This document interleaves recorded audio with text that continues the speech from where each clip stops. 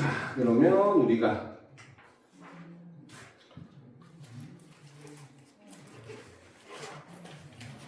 자, 여러분들 자료를 일단 펼치고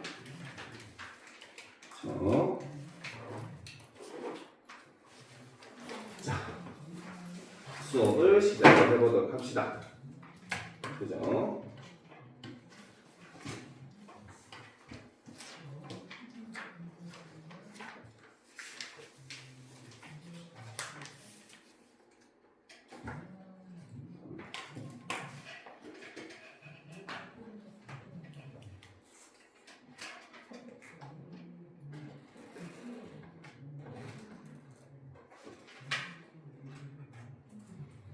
자, 보도록 합시다. 자, 여러분들 이제 학교에서 내신 교과 과정이 이제 시작이 됐죠. 그렇죠? 자, 그런데 이제 여러분들 지금 이런 시점에서 제일 중요한 것 중에 하나가 바로 뭐냐면 여러분들 목표를 확실하게 정해야 돼요.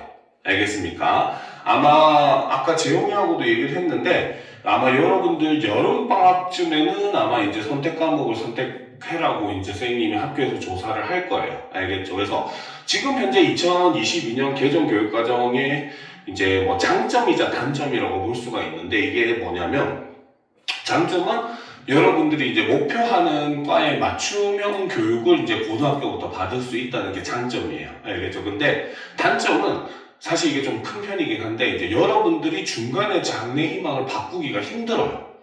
알겠지? 그래서 실제로 여러분들이 대학에 이제 들어갈 때 이제 2028학년도 이제 입시 사정 같은 경우에는 이미 나와 있어요. 어느 정도 가이드라인이. 알겠죠? 그래서 그 가이드라인에 따르면은 기본적으로 우리가 공통으로 듣는 교과 과목 점수는 5등급제로 들어갑니다. 알겠죠? 그래서 1등급부터 5등급까지 들어가고 1등급이 이제 10% 이런 식으로 들어가거든요. 그 다음에 이제 여러분들이 선택 과목이 있는데 선택 과목은 A, B, C로 이제 측정을 합니다. 알겠습니까? 아마 거의 절대평가식으로 측정을 하지 않을까 싶어요. 알겠죠? 근데 이 여러분들이 이제 원하는 진로에서 원하는 과에서 요구하는 그 선택 과목들이 있어요. 알겠죠? 그래서 앞으로는 생길 거거든요. 그러니까 그 선택 과목을 안 들으면은 점수가 마이너스 됩니다. 알겠습니까? 그래서 여러분들이 반드시 이제 내가 원하고 있는 대학이 어떤 대학인지 무슨 과인지 이런 것들을 미리미리 정하고 그 과에서 요구하는 이제 진로 선택 과목이 뭔가를 미리미리 조사를 해서 알맞게 선택을 하셔야 됩니다. 알겠습니까? 대충 나는 이과 갈 건데 이거 선택하면 되겠지 하는 생각으로 하면 안 돼요. 알겠습니까? 여러분들의 미래는 대충 이러할 거다라고 생각해서 대비하면 여러분들 미래도 대충 됩니다. 알겠습니까? 이런 거는 진짜 유념을 하고 반드시 내가 진학하고자 하는 과에서 요구하는 이제 선택 과목들이 어떤 것들이 있는지 반드시 조사를 하고 그리고 이제 그에 맞춰서 선택을 해줘야지 여러분들이 이제 그나마 이점을 가질 수가 있어요. 알겠죠? 그래서 이런 것들은 정말 조심을 해야 되는 부분. 심한 경우에는 아마 아예 지원 자체가 안 되는 경우도 있을 수도 있어요. 앞으로는. 알겠습니까? 그래서 반드시 이제 그 과목의 과가 어떤 것들을 요구하는지는 알고 있어야 됩니다. 그래서 올 여름방학 전에는 여러분들 목표나 이런 거를 확실하게 정해야 돼요. 알겠죠? 그래서 그런 것들은 꼭 유념을 하고 자, 아까도 얘기했지만 지금까지와는 좀 다르게 세마에서는 이번에는 또 특히 교과서를 좀 많이 쓰는 것 같아요.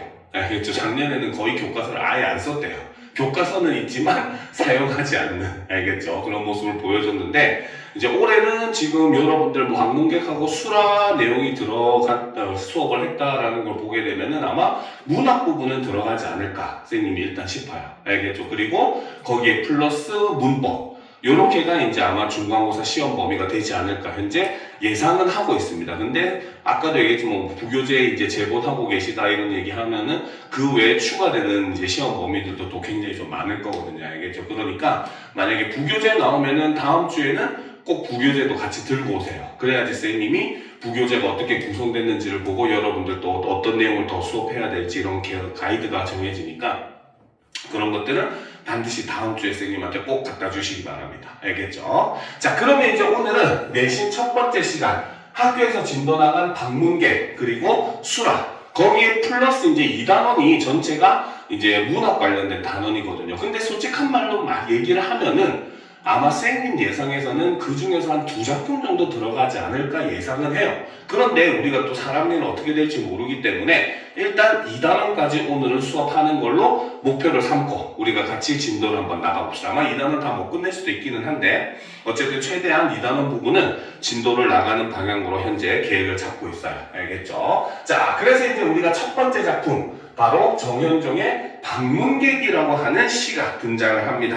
알겠죠? 자, 이 시는 바로 인간과의 이런 만남이라고 하는 관계에 대해서 쓰는 시입니다. 알겠죠? 타인과 만난다는 게 우리에게 어떤 의미를 가지는가 이거에 대해서 그 의미를 부여한 시니까 우리가 내용을 차근차근 살펴보도록 합시다. 알겠죠? 자, 그럼 첫 번째 행부터 봅시다. 사람이 온다는 건이라는 거죠. 자, 사람이 온대요. 그치? 이것은 바로 이꼴 바로 무엇이다? 타인과의 만남의 상황을 이렇게 이야기한다는 거죠. 즉, 누군가와 만난다는 것은 이런 의미로 우리가 볼 수 있습니다. 알겠죠? 자, 그런데 이제 이 화자는 바로 뭐다? 바로 실은 어마어마한 일이다라고 얘기를 하고 있어요. 즉, 사람을 만난다는 건 어떤 일이다? 굉장히 어마어마한 일이다. 그렇죠? 잘 표시되게 갖다 이꼴로 표시를 하겠습니다. 알겠습니까? 자, 그래서 지금 이 화자는 여기서 뭐라고 얘기한다? 바로 타인과 만난다는 것은 이꼴 어마어마한 일이다.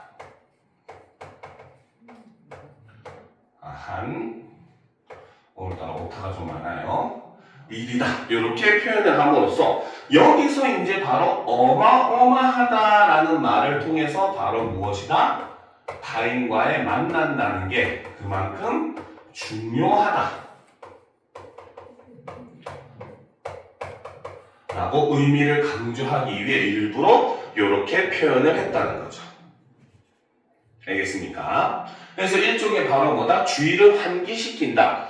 그 독자의 주의를 환기시킨다 혹은 집중시킨다 같은 의미로 볼 수가 있어요. 알겠죠? 그래서 강조를 함으로써 여러분들 시험 대비할 때 편하게 환기 내지는 집중시킨다 같은 의미예요. 알겠습니까?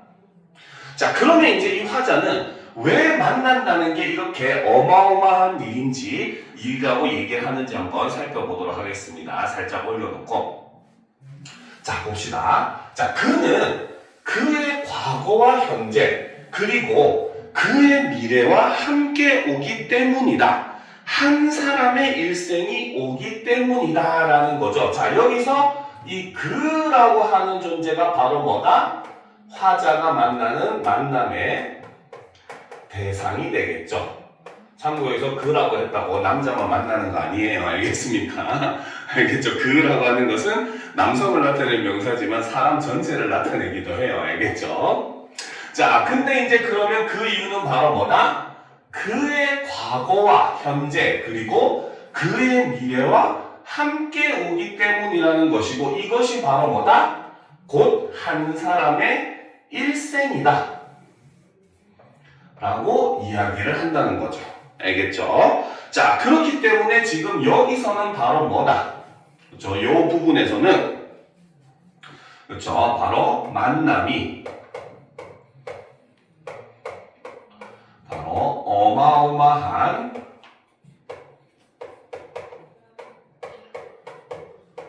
일인 이유에 대해서 제시를 하고 있고, 그렇죠? 자, 그리고 그 이유는 바로 뭐다? 한 사람의 일생이 그쵸? 오는 것이기 때문이라는 거죠. 그쵸? 자, 그러니까 이거 바로 한 사람의 일생이 오는 것이다. 이러한 의미를 통해서 바로 뭐다? 바로 만남의 의미 혹은 소중함을 독자들이 새롭게 인식을 하도록 만들어준다는 거죠.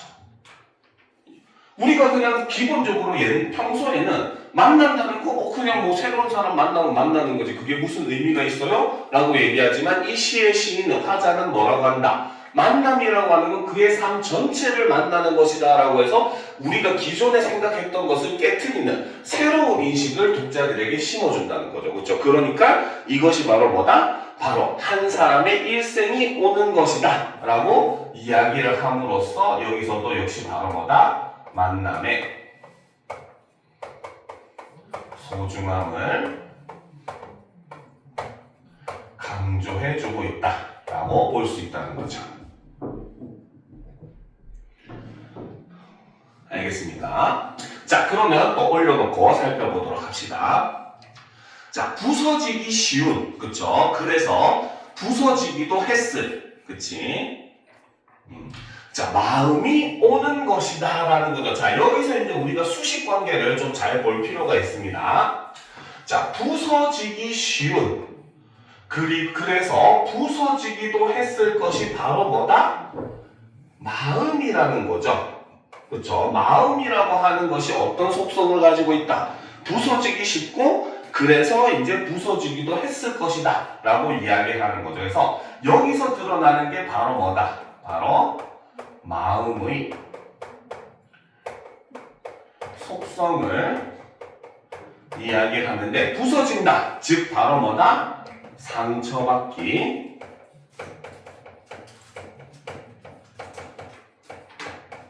쉽다는 겁니다. 알겠죠? 그래서 상처받기 쉽고 그래서 상처도 가지고 있을. 그렇죠? 사람이라고 하는 건 살아가면서 상처를 받잖아요. 그렇죠? 여러분들이 공부를 안 하면 선생님도 상처를 받아요. 알겠습니까? 그런 것처럼 바로 뭐다? 마음이라고 하는 건 이렇게 상처받기도 쉽고 그래서 상처도 많이 받아왔을 것인데 그 마음이 우리에게 온다는 것이죠. 알겠죠? 자, 그런데 그 갈피를 아마 바람은 더듬어 볼 수 있을 마음이라고 되어 있어요. 자, 여기서 이 바람이 하는 일이 바로 무엇이다? 그 마음의 갈피를 어떻게 더듬어 본다라고 얘기하고 있죠. 그렇죠? 그러니까 여기서 이 바람이라고 하는 존재는 바로 어떤 존재다? 바로 부서지기 쉬운 즉 혹은 상처받은 마음을 위로해주는 존재이다 라고 볼 수 있다는 거죠. 그래서 상대방의 그런 상처를 어루만져 줄 수 있는 존재가 바로 바람이라고 표현을 해놨다는 거죠. 그래서 아마 바람은 더듬어 볼 수 있을 마음, 내 마음이 그런 바람을 흉내낸다면, 그렇죠? 여기서 지금 화자는 바로 뭐다? 내 마음이 그런 바람을 흉내내고 싶다라고 이야기를 하는 거죠. 자, 그래서 여기서 내 마음이 그런 바람을 흉내낸다면 이라고 해서 면이라고 하는 것은 우리가 가정법을 사용을 하고 있다 라고 볼 수 있고, 즉 그 말은 바로 뭐다? 나도 이 바람처럼, 아까 위에서 얘기했던 바람처럼 타인의 상처를 어떻게 어루만져 주고 싶다라고 하는 것을 가정법을 통해서 드러낸다는 겁니다. 즉 그 말은 바로 뭐다? 화자의 소망, 즉 타인의 상처를 위로해 줄 수 있는 존재가 되고 싶다는 거죠. 그래서 화자의 소망을 이렇게 가정법을 사용해서 표현을 하고 있다라고 볼 수 있다는 거죠. 알겠죠? 그러면 무엇이 된다? 필경 그것은 환대가 될 것이다. 즉 타인의 마음의 상처를 위로해 줄 수 있을 때, 즉 어루만져 줄 수 있을 때 그거는 환대가 되는 것이다. 즉 이 환대가 바로 뭐다? 타인에 대한 일종의 바람직한 자세가 된다 라고 화자는 이야기를 하고 있다는 거죠. 즉 우리는 타인을 대할 때 어떻게 그 사람의 상처를 어루만져 줄 수 있는 사람이 돼야 된다. 그러니까 사람은 솔직한 말로 얘기하면 말 한마디에 상처받을 수도 있는 존재가 사람인 거예요. 그렇죠? 그러니까 부서지기 쉽다고 표현해놨죠. 그래서 어떻게 사람에게 말 한마디 할 때도 조심해야 되고 그 사람을 대할 때도 행동도 조심해서 대하는. 왜? 아무리 내가 가까운 가족이라고 하더라도 오히려 여러분들한테 강조하는 게 그런 거예요. 아무리 가까운 사이라도 오히려 더 예의를 지켜야 되는 겁니다. 무슨 말인지 알겠죠? 그러니까 지금 이 화자는 바로 뭐다? 타인과 만난다는 것은 그 가깝고 먼 것과 상관없이 바로 뭐다? 상대방의 상처를 어루만져 줄 수 있는 존재가 되어야 한다 라고 하는 게 바로 이 정현종의 방문객이라고 하는 시에서 얘기하고자 하는 주제적인 부분이다 라고 볼 수 있다는 거죠. 무슨 말인지 알겠습니까? 요거에 대한 정리된 내용은 나중에 시험 대비 교재 만들어서 줄 때 선생님이 싹 다 정리를 해줄 거니까 그 부분에서 이제 확인을 하시면 됩니다. 알겠습니까? 자, 그래서 이제 일단 기본적으로 여러분들 교과서에 있는 쭉 학습활동 내용도 해놨는데, 자, 이것과 연계되는 작품으로서, 그렇죠? 자, 위에 보면은 이제 보면 정현종의 이제 섬이라고 하는 작품이 있어요. 알겠죠? 자, 섬이라고 하는 작품을 보면은, 그렇죠? 자, 섬이라고 하는 작품을 보면은, 자, 사람들 사이에 섬이 있다. 그 섬에 가고 싶다라는 이제 시가 있습니다. 알겠습니까? 즉, 이 시의 내용은 바로 뭐다? 즉, 다른 사람과 만난다는 것은 일종의 사람과 사람 사이에는 섬과 같은 뭔가 장애물이 존재를 한다는 거죠. 알겠습니까? 그러니까 바로 뭐다? 화자는 그 섬에 가고 싶다는 것은 바로 뭐다? 그 장애물을 걷어내고 혹은 어떻게 보면 그것이 아까 우리가 앞에서 했었던 정현종의 방문객이라는 시와 연계해서 본다면 이 섬은 위에서 있었던 일종의 상처라고 볼 수가 있겠죠. 그렇죠? 그래서 오히려 그 섬에 가고 싶다. 상처를 헤집고 싶다는 게 아니겠죠. 그렇죠? 변태도 아니고 그지? 여기서 얘기하는 건 바로 뭐다? 타인의 상처를 이해하고 그렇죠? 그래야 어루만져 줄 수 있기 때문에 그런 존재가 되고 싶다라고 해서 만남의 의미에 대해서 이제 이렇게 의미를 부여하는 그런 작품이라는 거죠. 자, 그런데 이제 우리가 이 작품과 연계 작품으로서 하나 볼만한 게 바로 김춘수의 꽃이라고 하는 시가 있습니다. 알겠죠? 이 시는 바로 철학적 인식론, 그렇죠? 우리가 타인을 인식한다는 게 어떤 의미인가를 이제 시로 표현한 작품이에요. 알겠습니까? 이런 시를 우리는 뭐라고 하냐면 바로 주지주의 시라고 합니다. 혹은 줄여서 주지시라고 하기도 해요. 같은 말이에요. 자, 시 하면은 여러분들이 보통 중학교 때 배우는 게 서정시, 서사시 이런 정도만 배우잖아요. 그렇죠? 그렇죠? 근데 우리가 또 다른 나누는 기준으로서 주지시, 주정시라는 게 있습니다. 알겠죠? 그래서 주지시는 뭐냐? 말 그대로 일종의 그 지식, 우리가 일반적으로 알고 있는 그런 지식을 시로 표현한 게 바로 주지시예요. 그럼 주정시는 술주정하는 거 아니겠죠, 그렇죠? 주정시는 바로 뭐다? 감정을 시로 표현하는 게 바로 주정시. 우리가 앞에서 얘기했던 서정시가 주정시라고 보시면 됩니다. 알겠죠? 그리고 주지시는 바로 그 일종의 철학적인 깨달음이라든지 혹은 여러 가지 그 여러 지식 같은 것들, 그렇죠? 그래서 철학적 깨달음과 같은 지식을 시로 표현한 것이 우리는 주지시라고 얘기합니다. 근데 이 주지시는 특징이 있어요. 그게 바로 뭐냐? 소재는 중요하지 않다라는 겁니다. 알겠죠? 그냥 단순히 화자가 그걸 보고 작가가 그걸 보고 이런 깨달음을 느꼈기 때문에 그 소재로 쓴 거지 이 시에서도 사실 꽃이라고 하는 대상은 중요한 게 아니라는 겁니다. 알겠습니까? 자, 그럼 이제 내용을 한번 살펴보도록 합시다. 자, 내가 그의 이름을 불러주기 전에는 그는 다만 하나의 몸짓에 지나지 않았다라는 거죠. 자, 여기서 내가 그의 이름을 불러준다. 그렇죠? 이거를 우리는 다른 말로 뭐라고 하냐면 일종의 명명행위다. 부를 명자에 이름 명자를 쓴 거죠. 그렇죠? 그래서 명명행위다라는 거죠. 그래서 이 시에서 명명행위는 바로 뭐다? 대상을 인식하는 행위입니다.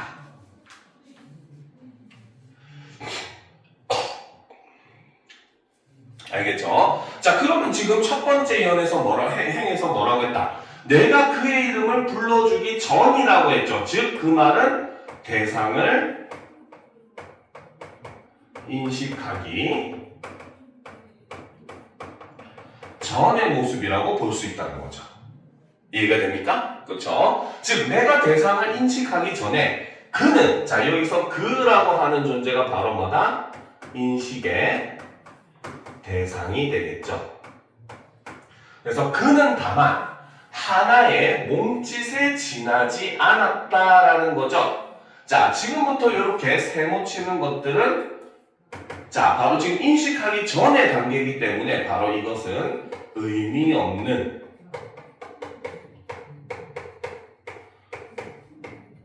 존재라는 겁니다.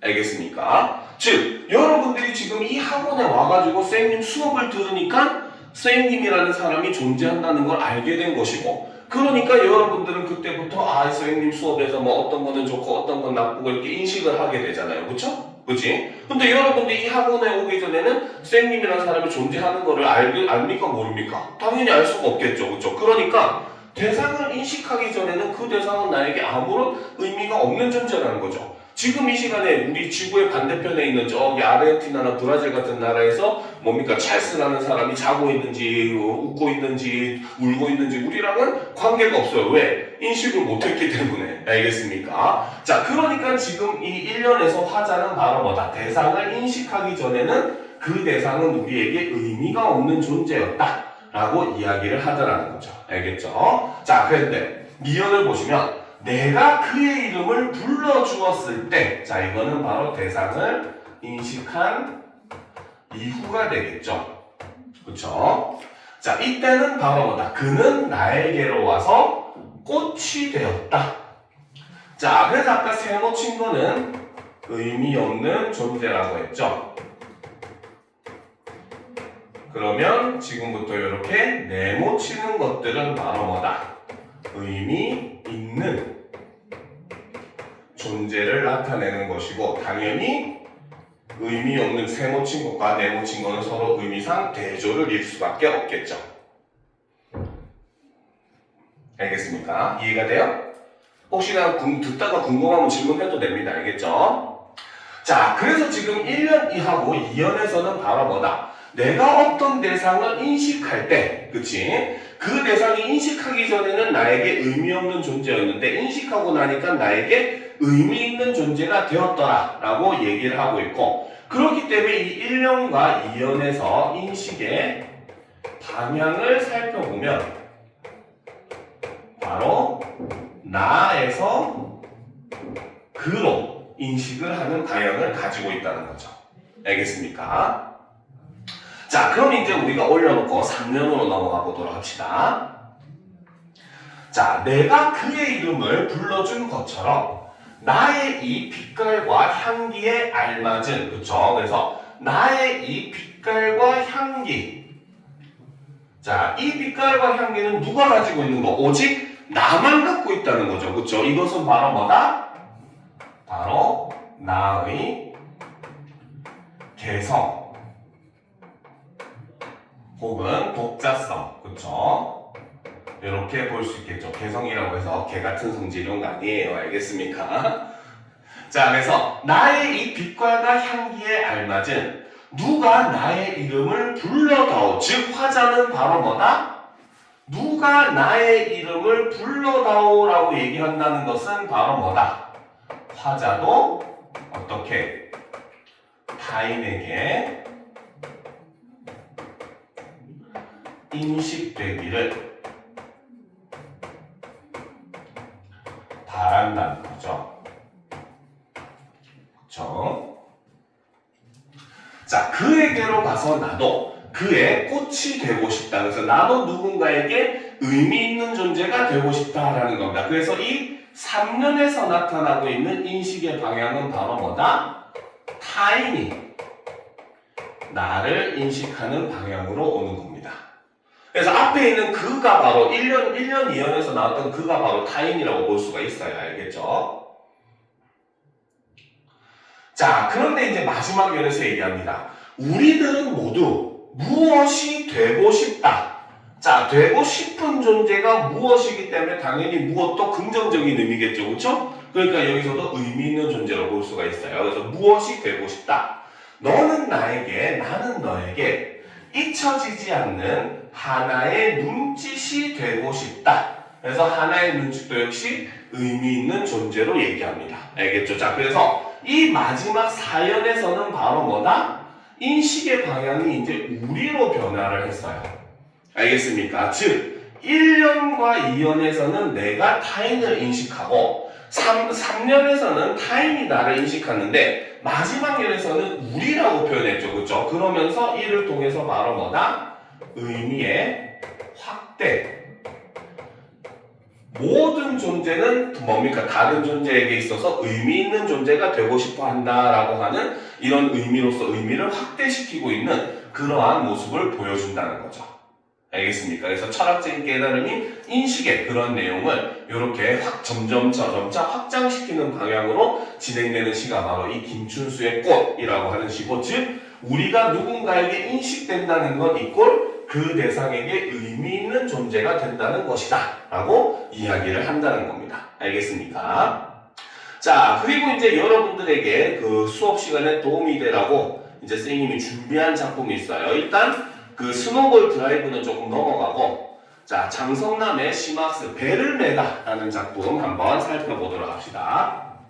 자, 이 작품이 이제 그 정현종의 방문객과 유사한 그런 부분들이 좀 존재하기 때문에 선생님이 일부러 확장 작품으로 실어놨어요. 학교에서는 안 가르쳐줄 가능성이 좀 많을 겁니다. 알겠죠? 하지만 시험에는 이런 식으로 연계해서 나올 방법도 존재를 해요. 알겠습니까? 그래서 여러분, 물론 우리가 어떤 작품과 연계될지는 예측하기는 힘들어요. 선생님 마음대로 그냥 갖고 오는 거니까. 알겠습니까? 그래도 자꾸 이렇게 다른 작품과 어떤 식으로 연계된다는 거 우리가 자꾸 배워보면은 이제 어떤 식으로 우리가 내용을 적용시키면 되는 것인가 이런 거를 감을 잡을 수가 있고, 이런 거는 결국 나아가서 모의고사에도 훨씬 도움이 되는 그러한 공부입니다. 알겠죠? 자, 그러면 살펴봅시다.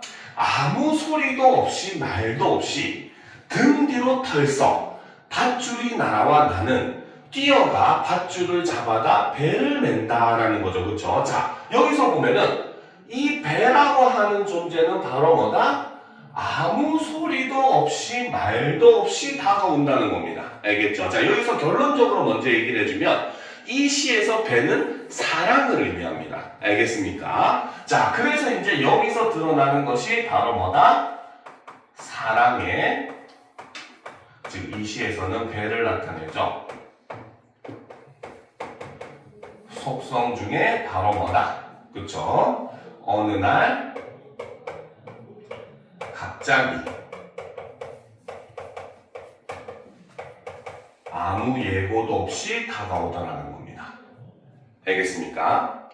우리는 내가 쟤를 좋아해야지 하고 좋아할 수가 없어요. 사람의 사랑이라는 감정은. 그렇죠? 어느 순간 저건 뭐 저런 새끼가 나 있어 하고 욕하다가도 어느 순간 좋아지는 게 사랑입니다. 알겠습니까? 물론 여러분들은 그런 느낌을 지금 느끼면 안 되겠죠. 그렇죠? 고등학교 과정에서는 사치입니다. 사치라기보다는 쓸모없는 감정입니다. 알겠습니까? 자, 계속 보도록 합시다. 그래서 아무 소리도 없이 말도 없이 등 뒤로 털썩 밧줄이 날아온대요. 즉 밧줄이 날아온다는 것은 사랑이 시작된다는 거죠. 다가온다는 겁니다. 그렇죠? 자, 그러니까 나는 어떻게 허둥대면서 뛰어가 밧줄을 잡아다 배를 맨다 라는 거죠. 사랑을 한다는 거죠. 아주 천천히 그리고 조용히 배는 멀리서부터 닿는다라는 겁니다. 그래서 지금 1년에서는 사랑의 속성 중에 바로 뭐다? 그 사랑이라고 하는 건 어느 날 갑자기 조용히 다가오더라는 거죠. 알겠습니까? 자, 2연을 봅시다. 사랑은 호젓한 부둣가에 우연히 별 그럴 일도 없으면서 넋놓고 앉았다가 배가 들어와 던져지는 밧줄을 받는 것이다. 자, 사랑이라고 하는 것은 바로 뭐다? 호젓한 부둣가에 앉아서 우연히 별 그럴 일도 없으면서 넋놓고 앉았다가 배가 들어와 던져지는 밧줄을 받는 것이다 라는 거죠. A는 B이다. 무슨 법? A는 B이다. 무슨 법? 그치. 비유 중에서도 은유의 방식을 사용을 하고 있습니다. 그래서 사랑을 이렇게 비유하고 있더라는 거죠. 그렇죠? 사실 여기서 이 얘기하는 건 결국 1년에 했던 내용을 그대로 다시 얘기하는 거예요. 그래서 사랑이라고 하는 건 바로 뭐다? 이렇게 마치 갑자기 우연히 날아온 밧줄을 받는 것처럼 어느 날 갑자기 시작이 된다라고 얘기를 하더라는 거죠. 그래서 어찌할 수 없이 배를 매게 되는 것. 자, 그래서 어쩔 수 없어요. 그렇죠? 그 말은 바로 뭐다? 사랑이라고 하는 것은 어떤 것이다. 그렇죠? 계획적이거나 이거나 계산적일 수가 없다는 거죠.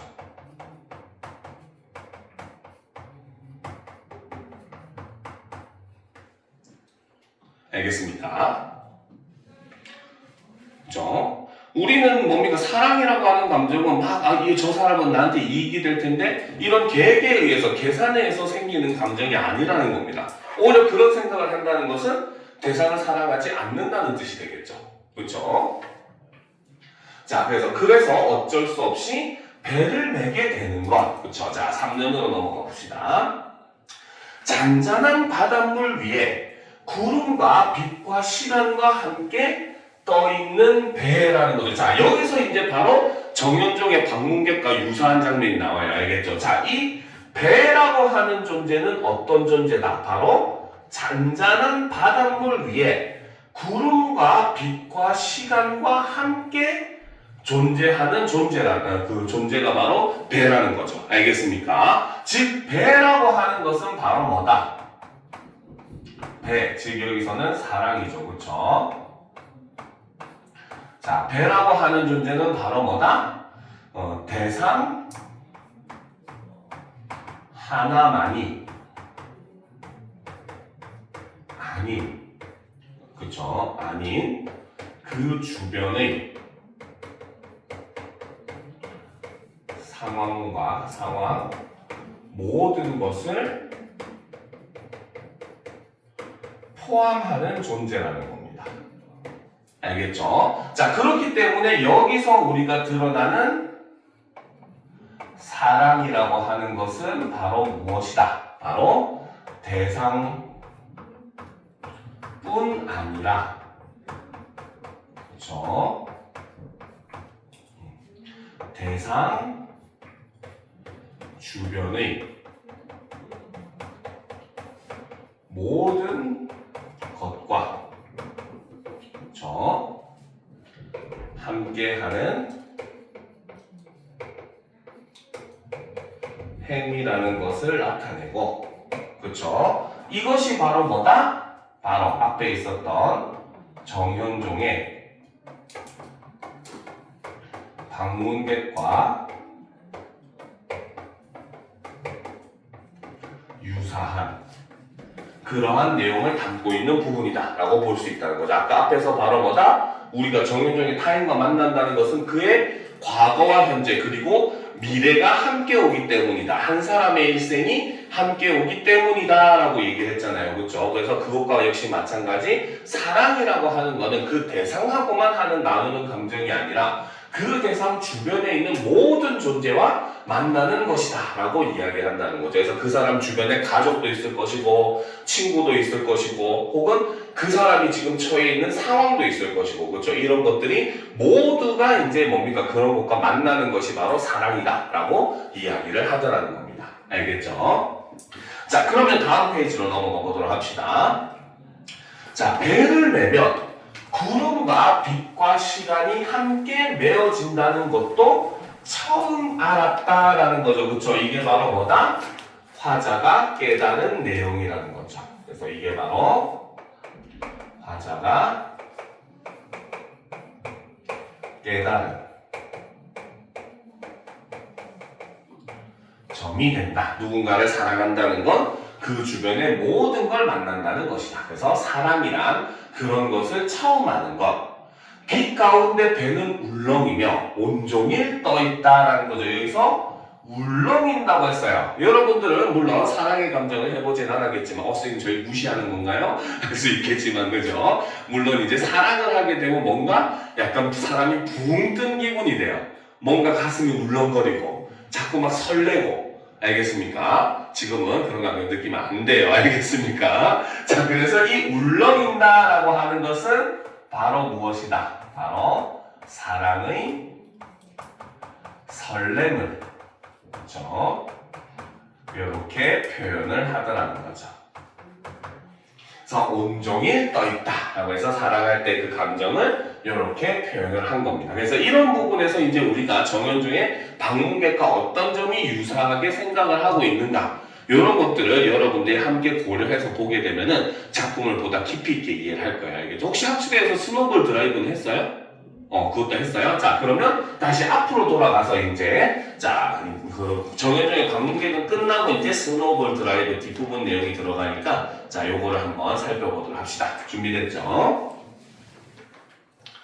자, 보도록 합시다. 자, 이 소설은 이제 그 기상이변 때문에 일어나는 일을 쓴 일종의 그 미래에 대한 일종의 그 뭡니까? 그 소설, 픽션입니다. 알겠죠? 자, 현실에서는 사실 일어나기 힘든 일이긴 하죠. 그렇죠?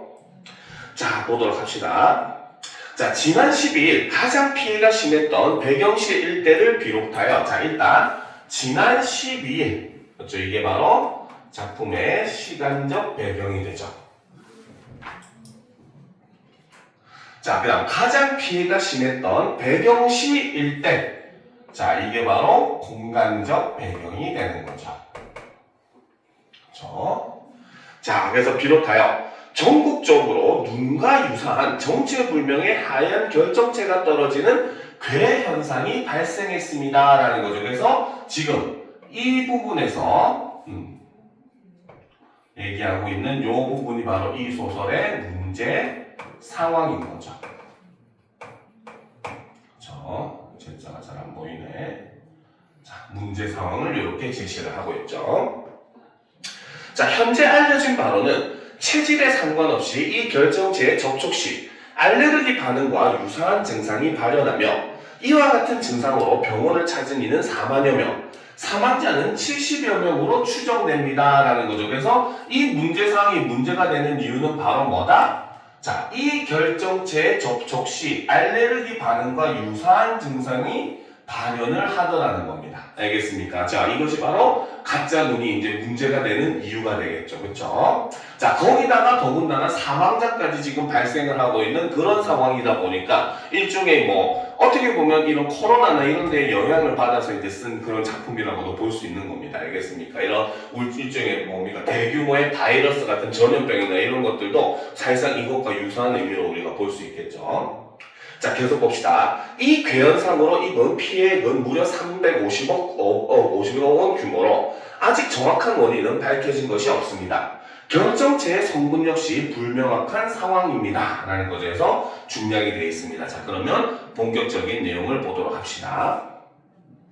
자, 가짜 폭설로 내가 사는 배경시는 22명이, 전국적으로는 수천 명의 사람들이 괴설의 알레르기 증상 혹은 그로 인한 사고로 인해 사망했다라는 거죠. 그렇죠? 그래서 여기서 있는 이 가짜 폭설, 그렇죠? 이게 바로 위에서 얘기했던 바로 그 내용이죠. 그렇죠? 문제 상황이죠. 자, 다치거나 실종이 된 사람들은 그보다 훨씬 많을 것이었다. 연구자들은 눈송이가 피부에 닿았을 때 증상은 이전과 유사하나 증상이 나타나는 속도와 강도가 이전보다 배로 강하다고 발표했다. 사람들은 눈송이가 스며들 일이 없도록 머리에서 발끝까지 하나로 이어진 우주복 같은 옷을 입고 눈을 퍼냈다. 일주일이 꼬박 걸려서야 포크레인과 수거 차량이 지나갈 길을 텄다. 방역회사와 정비원 등 선발대, 자원봉사자가 아닌 주민들도 전신을 단단히 봉하고 나와 눈더미 치우는 것을 도왔다. 피해는 더디게 복구되었다.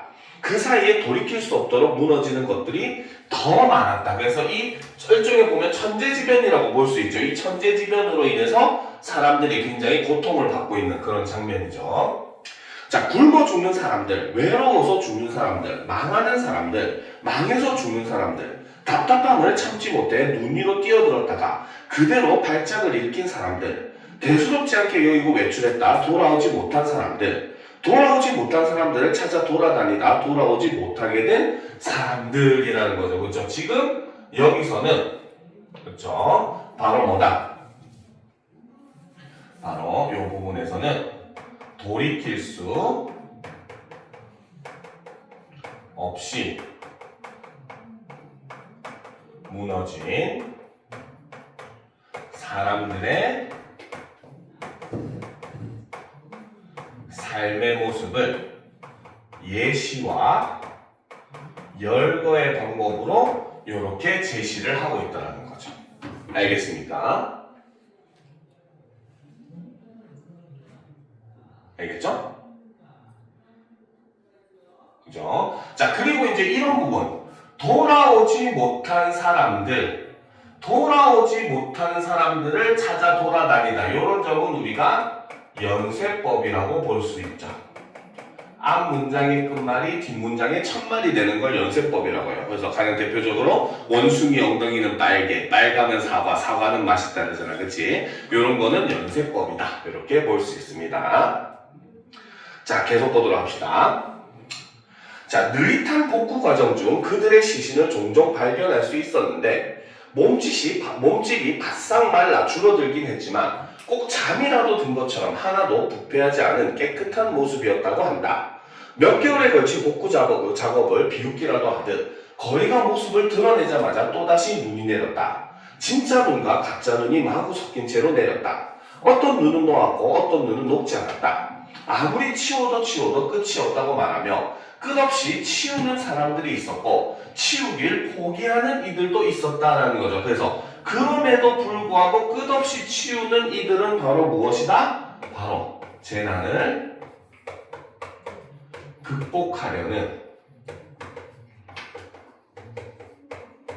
사람들이죠. 바로 이 재난을 그래도 극복하기 위해 이겨내려고 노력하는 사람들인 반면에 치우길 포기하는 사람들은 바로 어떤 사람들이다? 이들은 바로 어떤 사람들이다? 바로 현재 상황에 체념하는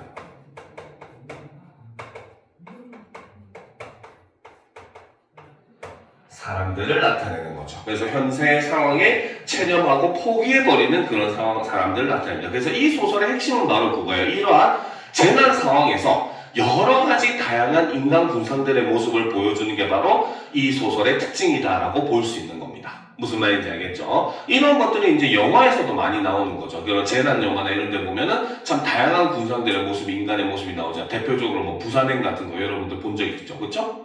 설마 안 봤어? 그 유명한 작품을?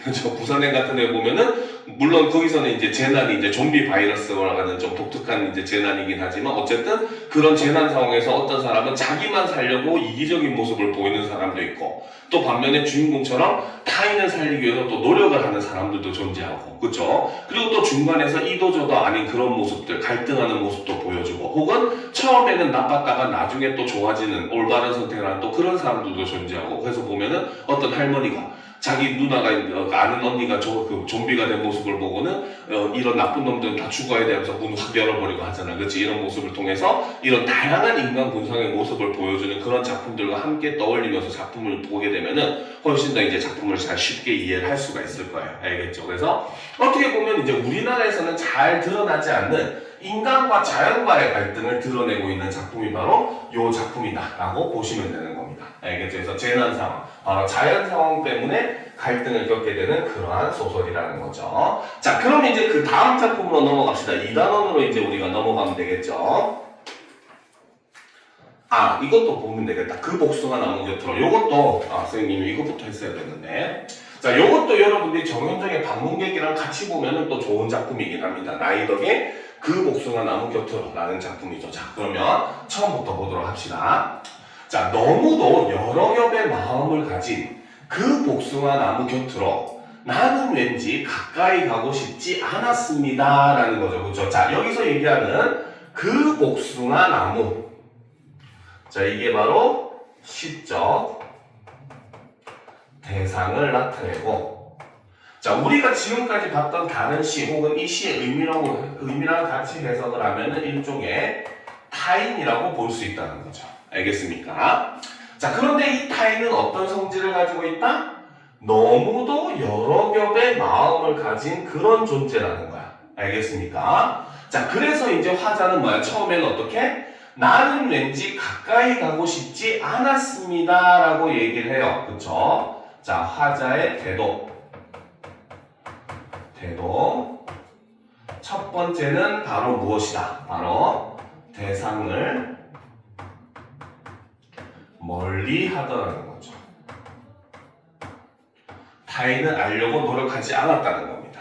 알겠습니까?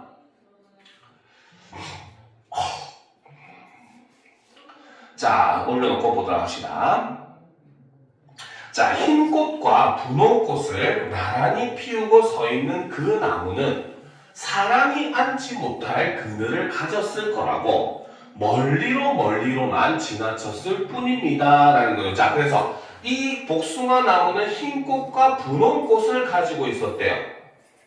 자, 그런데 화자는 생각을 합니다. 그 나무는 어때?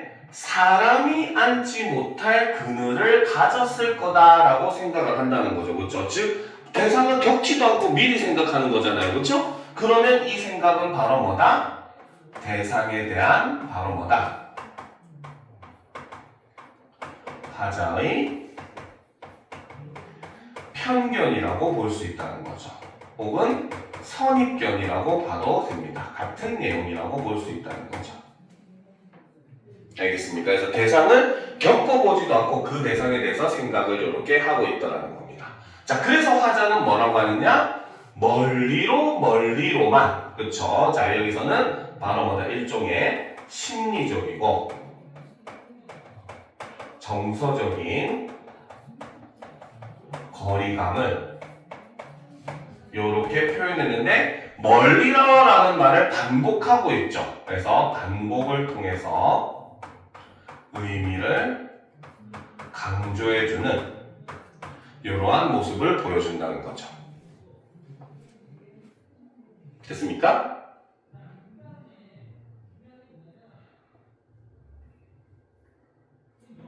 됐죠? 자, 그런데 이제 화자는 바로 뭐다? 흰 꽃과 분홍 꽃 사이에 수천의 빛깔이 있다는 것을, 자, 처음에는 뭡니까? 복숭아 나무가 흰 꽃과 분홍 꽃만 가졌다고 생각을 했는데 자세히 보니까 어떻더라? 흰 꽃과 분홍 꽃 사이에 수천의 빛깔을 가지고 있다는 거죠. 알겠습니까? 즉, 화자는 대상에 대해서 어떻게 되고 있다? 인식이 변화를 하고 있다는 거죠.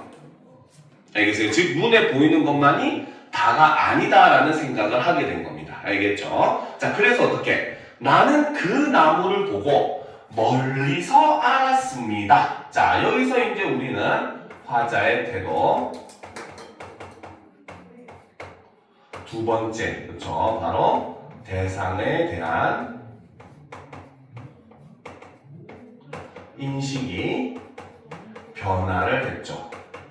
자, 그런데 여기서 조심할 점은 바로 뭐다? 그 나무를 보고 멀리서 알았대요. 여전히 물리적 거리의 변화는 존재하지 않는다는 거죠. 아직 가까이 다가가진 않았다는 겁니다. 알겠습니까? 자, 이런 게 일반적인 시랑 우리가 좀 다른 점이죠. 그렇죠? 일반적인 시는 어때? 대상과 이제 가까이 가서 보니까 다르더라라고 하는 걸 주로 많이 얘기하잖아요. 그렇죠? 그러니까 아이들이 그런 선입견 때문에 착각하기 쉬운 내용입니다. 알겠죠? 근데 이 시의 가장 큰 함정이 바로 이거예요. 화자는 먼저 인식의 변화를 합니다. 거리는 변하지 않고. 알겠습니까? 자, 그래서 눈부셔 알았습니다 라는 거죠. 그래서 화자는 그 나무가 여러 가지 색깔을 가지고 있다는 것을 알게 되었다는 거죠. 그래서 외로웠을 것이지만 외로운 줄도 몰랐을 것입니다 라는 거죠. 그렇죠?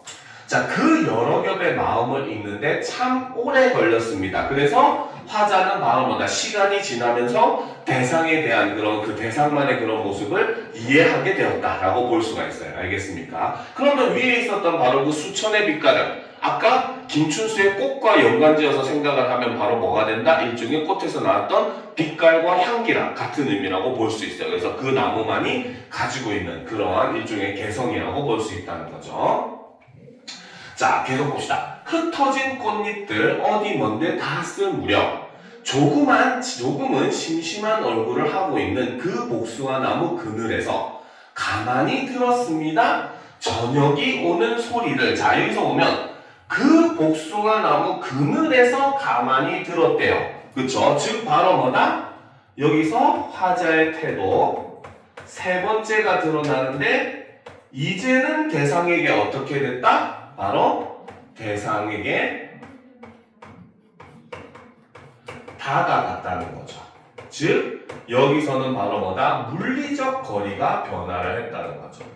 혹은 이 물리적 거리는 심리적 거리라고 볼 수도 있기는 합니다. 알겠습니까? 자, 그러니까 이 시의 화자는 바로 뭐다? 처음에는 멀리서 선입견을 갖고 대상에게 가까이 가려 하지 않았어요. 그런데 멀리서 대상이 그렇지 않다는 걸 깨닫게 됐고 그 다음에 대상에게 다가간 겁니다. 무슨 말인지 알겠죠? 요 순서, 깨달음의 순서는 만약에 이 시가 시험에 나온다면 반드시 문제로 나오는 내용이니까 꼭 알아두면 좋겠죠. 그렇죠? 자, 그런데 보면 가만히 들었습니다. 저녁이 오는 소리를이라고 냈죠. 바로 문장의 순서가 변화되어 있죠. 도치법이 사용이 됐습니다.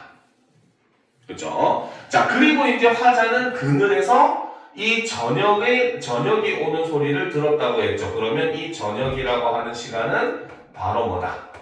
대상을 진정으로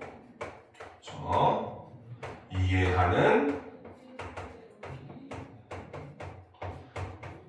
시간이라는 걸 우리가 알 수 있다는 거죠. 알겠습니까? 그죠? 자, 그래서 이제 이 방문객, 만남이라고 하는 것을 가지고 소재로 한다는 점은 두 작품이 유사하다고 볼 수 있어요. 하지만 그 만남의 의미를 해석하는 방식은 두 시가 굉장히 좀 차이가 있죠. 방문객은 바로 뭐다? 그 사람의 일생이 오는 거기 때문에 굉장히 어마어마한 일이다라고 얘기하지만 반대로 이 시에서는 바로 뭐다? 대상에 대해서 처음에는 우리가 선입견을 가질 수 있지만 뭡니까? 자세히 보면은 그 대상만의 그런 모습을 발견할 수 있고 그 선입견을 없앨 수 있다. 깨뜨릴 수 있다. 그래서 대상과 함께 가까이 갈 수 있다라고 하는 걸 얘기하는 방식으로서 만남의 의미를 이야기를 한다는 점은 두 작품의 차이점이다라고 볼 수 있다는 겁니다. 알겠죠? 그래서 이러한 점들을 여러분들이 유념해서 작품을 보게 되면은 다양한 방식의 다양한 작품과 이렇게 연계가 될 수 있다는 거, 이런 것들을 이 시간을 통해서 알면은 도움이 되겠죠. 자, 뒤에 있는 문제는 여러분들 다 과제입니다. 알겠죠? 자, 그러면 이제 우리가 2단원, 그쵸? 문학이 그린 4가지 빛깔 중에 수라를 보도록 합시다. 그쵸? 자, 백석의 시 수라. 자, 준비됐습니까?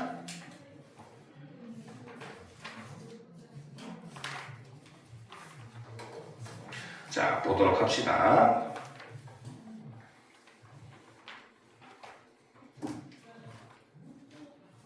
자, 여기서 이제 이 제목인 수라라고 하는 내용은 저번에 우리가 한번 이 작품 수업을 한 적이 있죠. 그치? 자, 이 수라라고 하는 거는 불교 용어입니다. 알겠죠? 자, 불교 용어 중에서 수라는 바로 뭐다? 바로 세상을 파괴하고 어지럽히는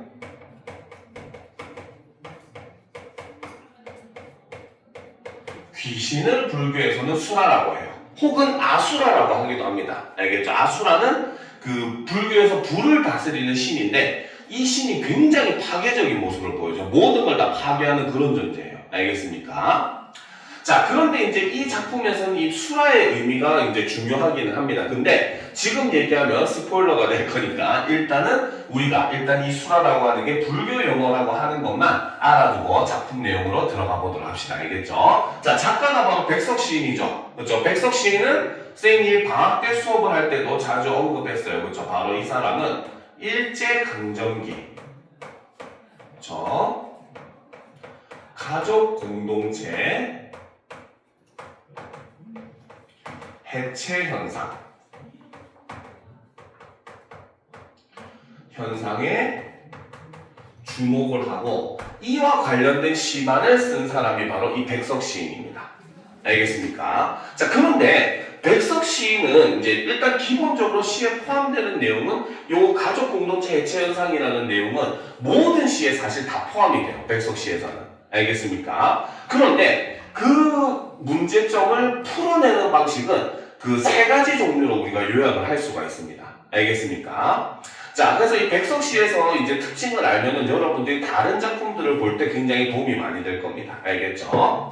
자, 이 백석시는 세 가지 내용으로서 우리가 요약을 할 수 있는데, 바로 나가 자신의 이야기를 하는 그러한 시들이 있어요. 대표적인 게 우리가 방학 때 한번 배웠죠. 남신이주 유동 박시공방 이런 작품은 내가 가족과 떨어져서 살고 있는 그런 얘기를 하잖아요. 그렇죠? 그리고 백석의 또 다른 시인 흰 바람벽이 있어 이런 작품을 보게 되면은 역시 마찬가지 나는 가족과 떨어져서 굉장히 좁은 방 안에서 이제 생활하고 있는 그런 모습을 보여줍니다. 알겠죠? 자, 그래서 나가 내 이야기를 할 때는 자, 여기서 나는 어떤 존재? 나가 바로 가족 공동체와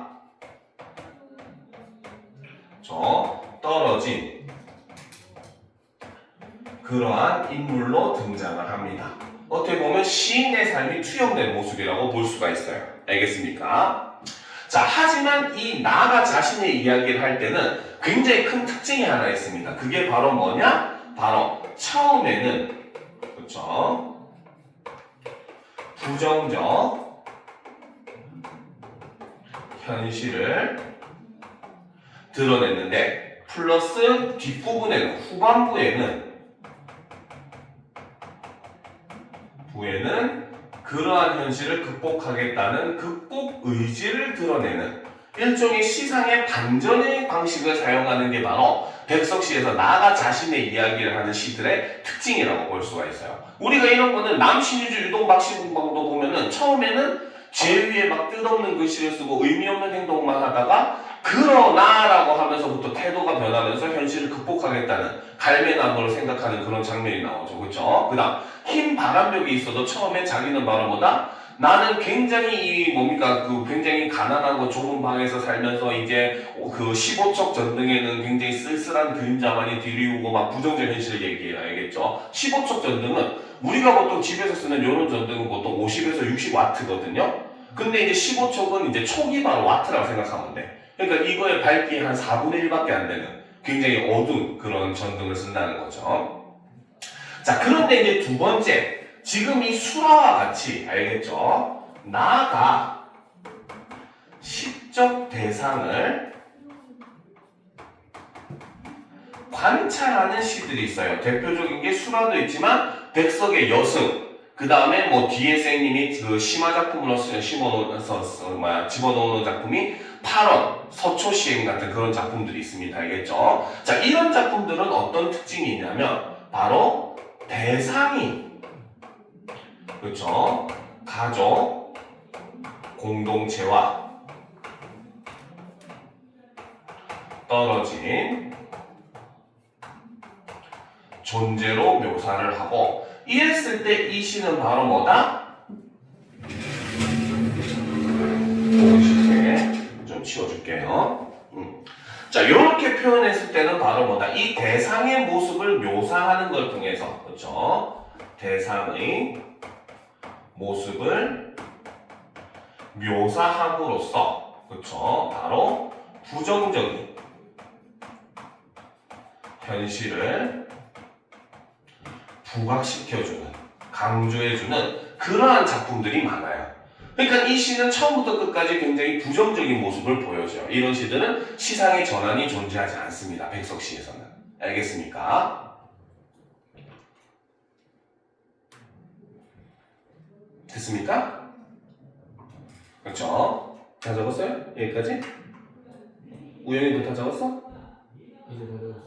그쵸. 자, 그리고 이제 마지막 세 번째는 진짜 요 작품, 이 사람이 이런 작품만 쓴 게 쌤님 구라가 아닌가라고 생각되는 작품이 있을 거예요. 알겠죠? 세 번째는 바로 뭐다? 가족, 친족들이 모여 행복한 모습을 묘사하는 시들이 있어요. 대표적인 게 여운한 골족이라든지 알겠죠? 혹은 백석의 국수 같은 그러한 시들은 이런 모습을 보여줍니다. 알겠습니까? 자, 그런데 이러한 시들은 함정이 하나가 있습니다. 바로 뭐다? 이것은 바로 사실은 그리움의 대상이라는 거. 그러면 이 모습이 그립다는 건 이꼴 다른 말로 얘기하면 바로 뭐다? 현재는 누릴 수 없는 삶의 모습을 묘사한 것이다 라고 볼 수 있다는 거죠. 알겠습니까? 그러니까 옛날에 친척들과 가족들과 이렇게 다 모여가지고 옹기종기 모여서 명절을 준비하던 그런 단란했던 모습, 영원한 골적이 딱 그 모습이거든요. 알겠습니까? 그래서 그 모습을 묘사한다는 건 바로 뭐다? 지금은 그것을 볼 수가 없구나. 그래서 이런 어떻게 보면 현실의 안타까움을 역으로 돌려서 얘기한 작품들이 바로 이런 작품인 겁니다. 알겠죠? 그래서 이런 것들을 알고 있으면 백석 씨의 이야기가 굉장히 편할 거예요. 알겠죠? 그래서 여러분들이 이런 것들은 백석 씨는 실제로 내신에서도 자주 나오고 모의고사나 이런 데서도 굉장히 자주 등장하는 작품 시인이니까 알아두면 도움이 많이 됩니다. 알겠죠? 자, 그러면 이제 우리가 수라라는 작품을 본격적으로 한번 살펴보도록 합시다. 자, 처음부터 봅시다. 자, 거미 새끼 하나 방바닥에 날인 것을 나는 아무 생각 없이 문 밖으로 쓸어버린다라는 거죠. 자, 여기서 보면 거미 새끼 하나, 거미 새끼, 얘가 바로 시적 대상 첫 번째가 되죠. 얘는 네모 1번으로 해놓을게요. 구분하기 위해서. 자, 그래서 처음에 지금 화자는 거미 새끼 한 마리를 본 겁니다. 알겠죠? 그래서 그게 방바닥에 뻘뻘뻘뻘 기어다니는 거야. 알겠습니까? 자, 그러니까 화자는 어때? 나는 아무 생각 없이 문 밖으로 쓸어버렸대요. 자, 여기서 우리는 화자의 정서 첫 번째, 바로 대상에 대해 아무런 생각이 없더라는 거죠. 무심하다는 겁니다. 알겠습니까?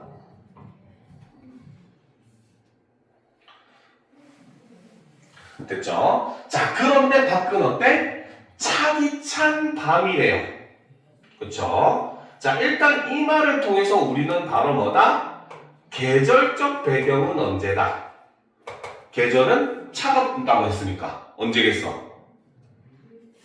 그치, 바로 겨울이 되는 거예요. 자꾸 이렇게 생각을 해줘야 됩니다. 알겠죠? 자, 그 다음 시간적 배경은 밤이라는 겁니다. 알겠습니까? 자, 그러면 이걸 통해서 드러내는 것은 바로 뭐다? 겨울이에요. 여러분들 밖에 있으면은 좋아요, 싫어요? 싫잖아, 그치? 굉장히 춥고 더군다나 밤이니까, 그치? 그러니까 바로 뭐다? 혹독하고, 그쵸? 시련과 고난이 있는 바로 현실, 즉 일제강점의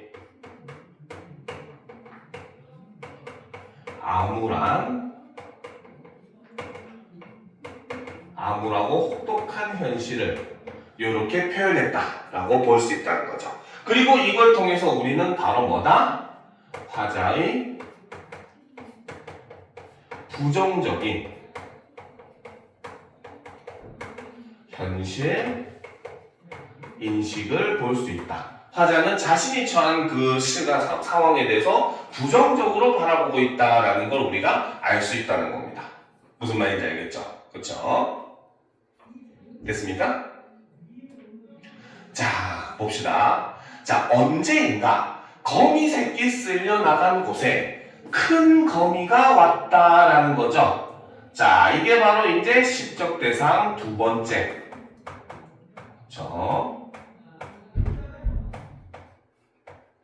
그죠? 자, 그런데 그 모습을 보고 뭐야? 나는 가슴이 짜릿한다라는 겁니다.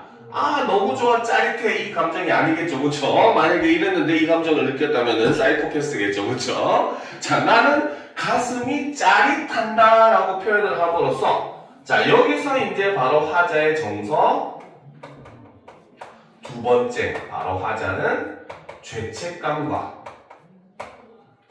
연민, 불쌍한 감정이죠. 연민을 느끼게 되는 겁니다.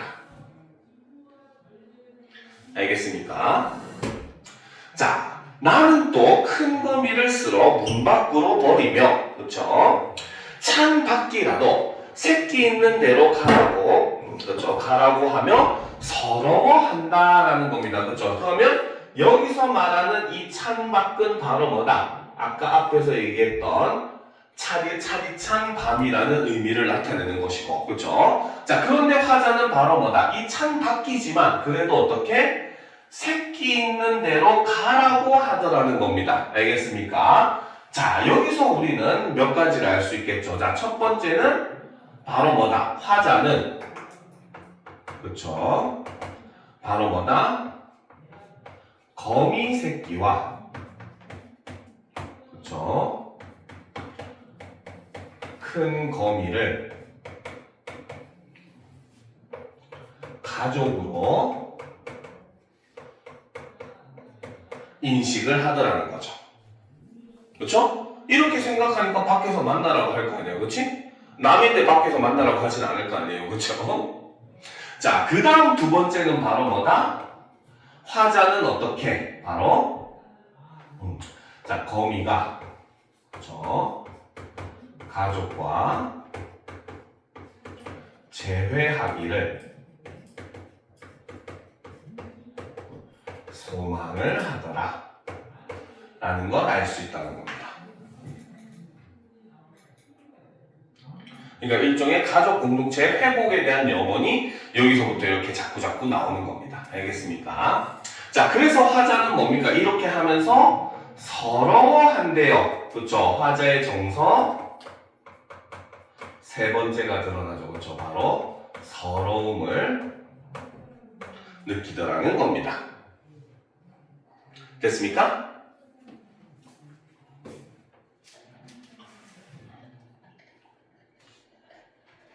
이해가 됩니까? 그렇죠? 자, 올려놓고 보도록 합시다. 자, 봅시다.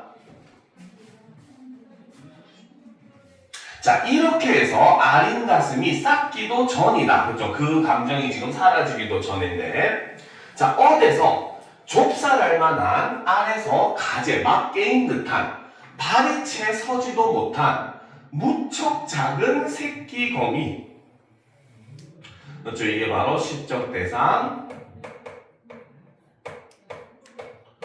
세 번째가 됩니다. 그렇죠? 자, 그런데 이 문장을 잘 보면은 앞에서 처음에 거미가 나왔을 때는 아무 생각 없었기 때문에 그냥 거미 새끼 하나 이렇게 표현했어요. 그렇죠? 그 다음 두 번째는 이제 바로 뭐다? 이제 그 어미로 보이는 그런 거미가 왔기 때문에 그냥 큰 거미라고 했어. 그렇지? 근데 무척 작은 새끼 거미는 어때? 어디서 좁쌀할 만한 굉장히 좁쌀처럼 작은 안에서 이제 막 깬 듯한 발이 이제 채 서지도 못한 무척 작은 새끼 거미라고 표현을 하고 있죠. 그렇죠? 즉 바로 뭐다? 수식어가 증가를 하더라는 겁니다. 굉장히 많아졌죠. 그렇죠? 그래서 이걸 통해서 얘기하는 것은 바로 뭐다? 대상에 대한, 그렇죠?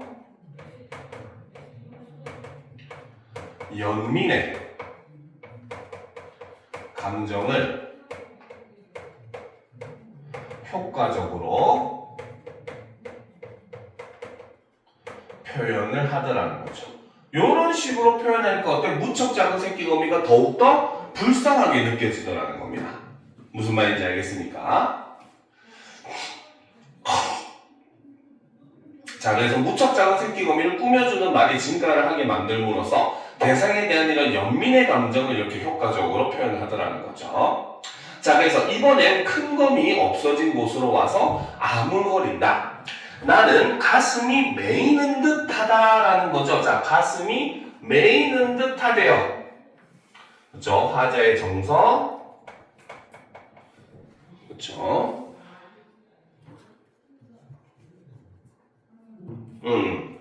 요거 아린 가슴도 여러분들 교사형에서는 정서라고 얘기를 하거든요. 자, 요게 정서 네 번째고, 요걸 다섯 번째로 합시다. 일단 뭐 시험은 아마 교사형 교과서대로 선생님이 할 테니까. 그쵸? 자, 그래서 여기서는 가슴이 아픈 거고, 다섯 번째는 바로 뭐다? 그쵸? 바로 이 모습을 보면서 미안함. 그 다음에 안타까움. 이런 걸 느끼고 있죠. 자, 내 손에 오르기라도 하라고 이제 도와주고 싶은 거죠. 나는 손을 내어오나 분명히 울고불고 할 이 작은 것은 나를 무소히 달아나 버리며 나를 서럽게 한다라는 거죠. 자, 서럽게 한다. 바로 정서 6번째 역시 마찬가지 서러움을 느낀다는 거죠.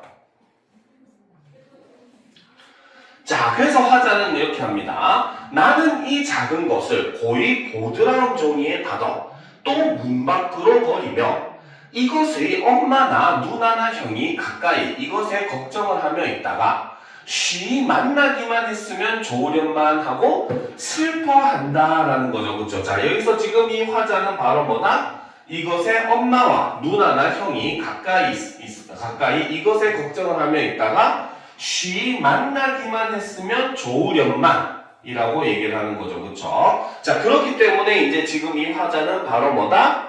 바로 가족 공동체의 회복을 염원하는 그러한 모습을 보여준다는 거죠.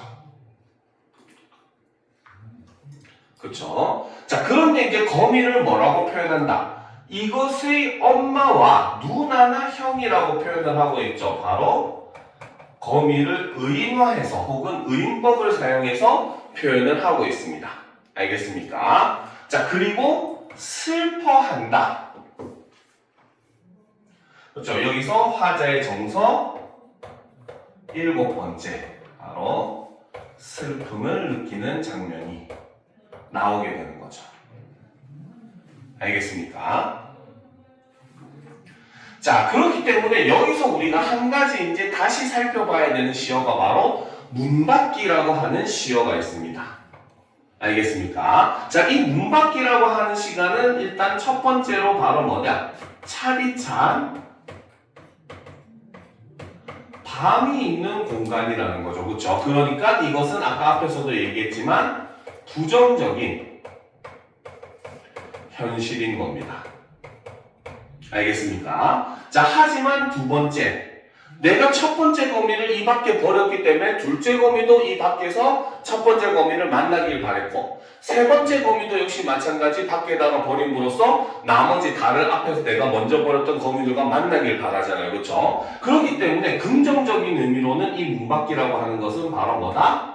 가족 공동체가, 그렇죠?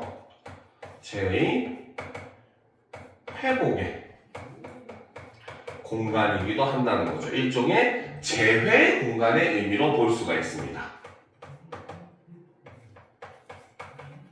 공간이라고 볼 수 있다는 거죠. 그러니까 지금 화자는 바로 뭐다? 비록 현실이 힘들더라도 어떻게 해야 된다? 가족들이 하나로 뭉쳐서 있어야 한다. 가족들이 다시 만나야 한다. 결합해야 된다라고 하는 그러한 화자의 인식이 이 속에 들어있다라고 우리는 볼 수 있다는 겁니다. 무슨 말인지 알겠습니까? 그러니까 이 시도 역시 마찬가지 거미라고 하는 대상을 가지고 얘기하는 그런 시다 보니까 백석의 시에서는 아까 얘기했죠. 바로 대상을 통해서 어떻게 보면 당시 우리 민족의 현실, 가족 공동체가 뿔뿔이 흩어진 현실을 보여주는데 더 치중하는 시라는 겁니다. 무슨 말인지 알겠죠? 긍정적인 내용이 하나도 없는 부분이죠. 그죠? 화자는 마음 한편에서 가족 공동체가 회복되길 바랄 뿐인 거지 바라게 하겠다는 의지라든지 알겠죠? 그런 강한 염원이라든지 이런 것들은 나타나지 않고 있는 게 바로 이런 대상을 바라보는 백석시들의 특징인 겁니다. 알겠죠? 자, 그러면 이제 우리는 아까 얘기했듯이 바로 작품의 제목의 의미에 대해서 한번 생각을 해볼 필요가 있습니다. 알겠죠? 자, 이 시의 제목인, 그렇죠? 바로 제목인 수라의 의미를 살펴볼 필요가 있다는 거죠. 그렇죠? 자, 아까 수라는 불교의 용어로서 그렇죠? 바로 세상을 파괴하고 어지럽히는 귀신을 나타내는 말이라고 했습니다. 알겠습니까? 자, 그러면 이 거미 가족에게 있어서 수라와 같은 존재는 누굽니까? 바로 화자? 자신이겠죠. 그렇죠? 그래서 첫 번째 의미로는 바로 이 수라는 화자 자신을 의미합니다. 바로 거미 가족을 파괴한 그런 존재라는 거죠. 자, 그런데 여러분들 학교에서는 요 1번 의미는 안 가르쳐 줄 가능성이 높습니다. 알겠습니까? 자, 그런데 이제 이건 어떻게 보면 작품 내적인 의미라고 볼 수가 있어요. 일종의 절대론적 관점을 통해서 본 겁니다. 작품 내부의 의미만. 알겠죠? 자, 그런데 작품이 쓰여진 시대적 상황으로 비교를 한다면은, 생각을 해본다면은, 바로 뭐다? 바로 우리 민족의 가족 공동체를 억압하고 파괴한 일제 강점을 상징한다라고 볼 수 있다는 거죠. 그래서 이것은 바로 작품의 시대적 상황이 반영된다는 반영론적 관점을 통해서 해석을 하면은 이런 의미로 볼 수가 있다는 겁니다. 무슨 말인지 알겠죠? 그렇죠? 자, 이런 점은 이제 여러분들이 유념을 하고 보시면 된다는 거예요. 그래서 학교에서는 아마 요 두 번째를 가르쳐 줄 거예요. 알겠습니까? 됐습니까? 이해가 돼요? 그렇죠?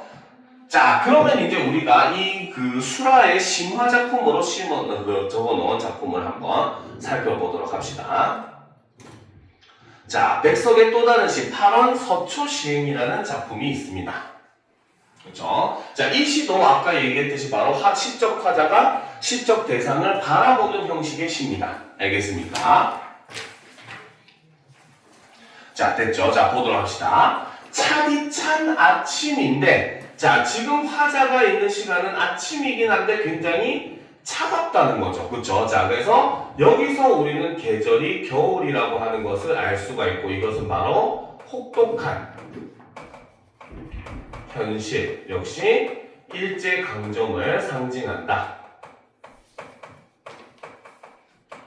라고 볼 수가 있습니다. 알겠습니까? 자, 차디찬 아침인데 묘향산행 승합자동차는 텅하니 비어서 나이 어린 계집아이 하나가 오른다라는 거죠. 그렇죠? 그래서 지금 화자가 있는 곳은 어디다? 묘향산행 승합자동차 안이라는 겁니다. 일종의 버스 안이라는 거예요. 묘향산으로 가는. 알겠습니까? 이게 바로 이 작품의 공간적 배경이 되는 거죠. 알겠습니까? 자, 그런데 그 텅 비어있는 버스에 나이 어린 계집아이 하나가 버스에 올라타더라는 겁니다. 이게 바로 시적 대상이라고 볼 수 있어요. 알겠습니까? 오케이? 자, 그러면 이제 이 시적 대상인 나이 어린 계집아이의 모습을 화자는 이제 묘사를 합니다. 자, 어떻게 묘사를 하는지 봅시다. 자, 옛말 속같이 진진초록 새 저고리를 입고 손잔등이 박고랑처럼 몹시도 터졌다라는 거죠. 그렇죠? 자, 지금 이 나이 어린 여자의 모습은 굉장히 상반되는 모습을 보여주는 거예요. 알겠죠? 진진초록이라고 하는 것은 약간 진해가지고 약간 뭡니까? 조금 약간 검정색처럼 보이는 녹색의 그런 한복 같은 거 있죠? 그렇죠? 녹색인데 진짜 진한 녹색을 가지고 있는 그런 한복들 알겠지? 그 색을 바로 진진초록이라고 얘기해요. 근데 이 색깔은 사실 옛날에는 굉장히 비싼 색깔입니다. 옛날에는 색깔마다 가격이 달랐어요. 왜? 들어가는 염료의 종류가 다르다 보니까 색깔마다 가격이 달랐거든요. 그래서 이렇게 진한 색깔들 같은 경우는 옛날에는 굉장히 좀 비싼 가격을 받았어요. 알겠습니까? 자, 그러니까 여기서는 옛말 속같이 진진초록의 새 저고리를 입고 있다라는 것은, 자, 이것은 대상의 모습 첫 번째. 그쵸? 바로 비싼 옷을 입고 있더라는 겁니다. 그렇죠? 그러니까 옷만 보면은 마치 좀 구유한 집안의 그런 여자아이라고 생각이 되더라는 겁니다. 알겠습니까? 그런데 두 번째 줄에 바로 보면은 손잔등이 박고랑처럼 몹시도 터졌다라는 거죠. 반면에 소는 어떻더라? 굉장히 고생을 많이 했는지 다 갈라져서 터져버렸다는가? 다 텄다는 거죠. 그렇죠? 턴 게 너무 심해지면 진짜 피부가 막 그 뒤에 그 거북이 등껍질처럼 갈라지거든요. 알겠죠? 그러니까 바로 뭐다? 대상의 모습은 두 번째는 바로 뭐다? 고생을 많이 한 저 모습을 가지고 있다는 거. 그래서 이 두 모습이 서로 굉장히 대조적으로 보이더라는 겁니다. 굉장히 좀 어떻게 보면 어울리지 않는 조합의 모습이라는 거죠. 알겠습니까?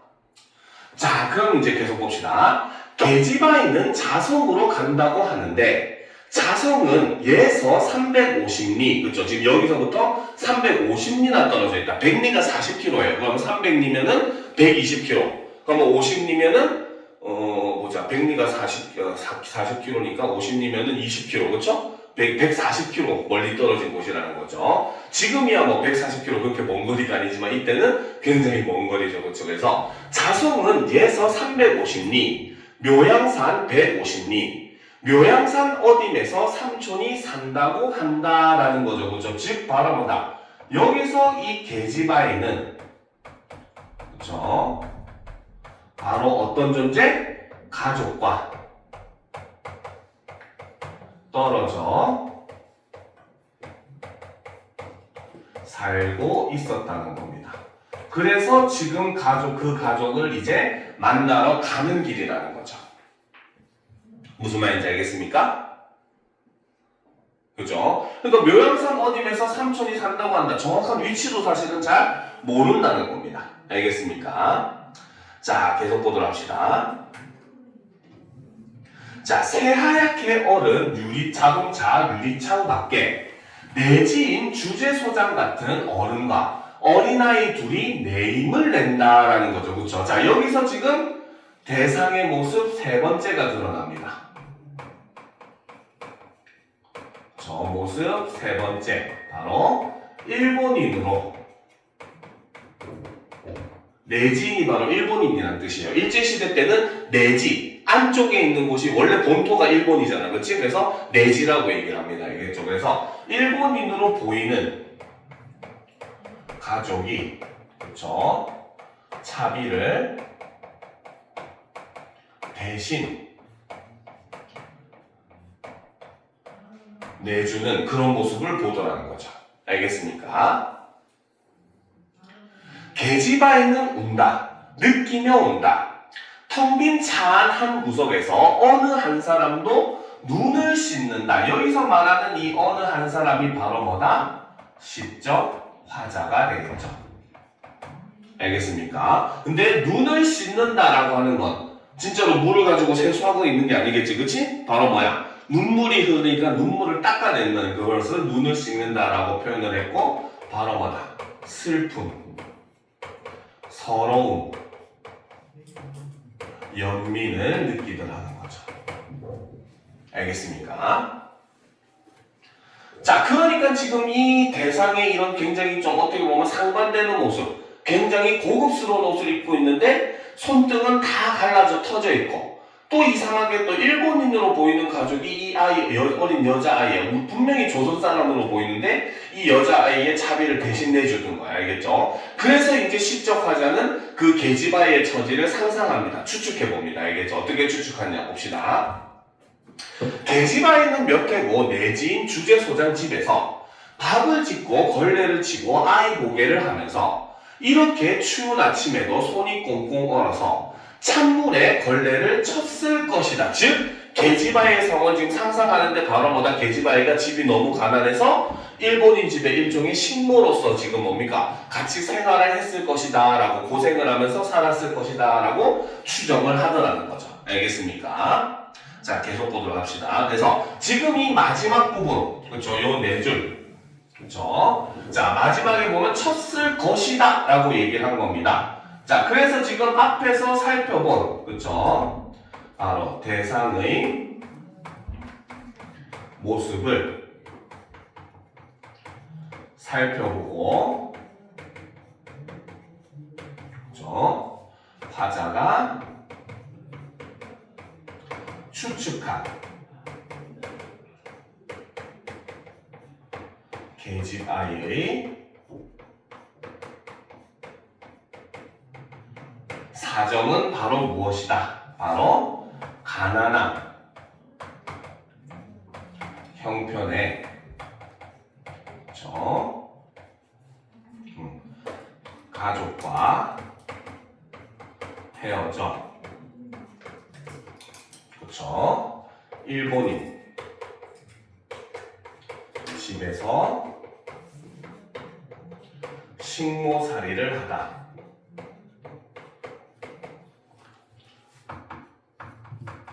하다가 그렇죠? 끝내고 가족을 찾아 돌아가는 길일 것이다 라고 추측을 한다는 거죠.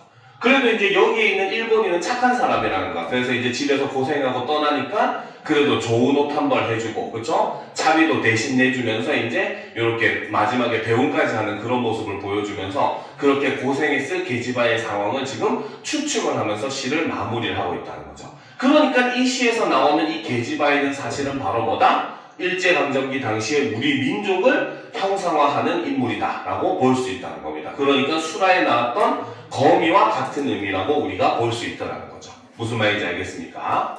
이해가 되죠? 그치? 자, 일단 이번 시간 수업은 여기까지 하고 잠시 10분 정도 쉬었다가 45분에 이어서 가도록 합시다. 알겠죠? 화장실도 갔다가 잠시 쉬었다가 이어갑시다.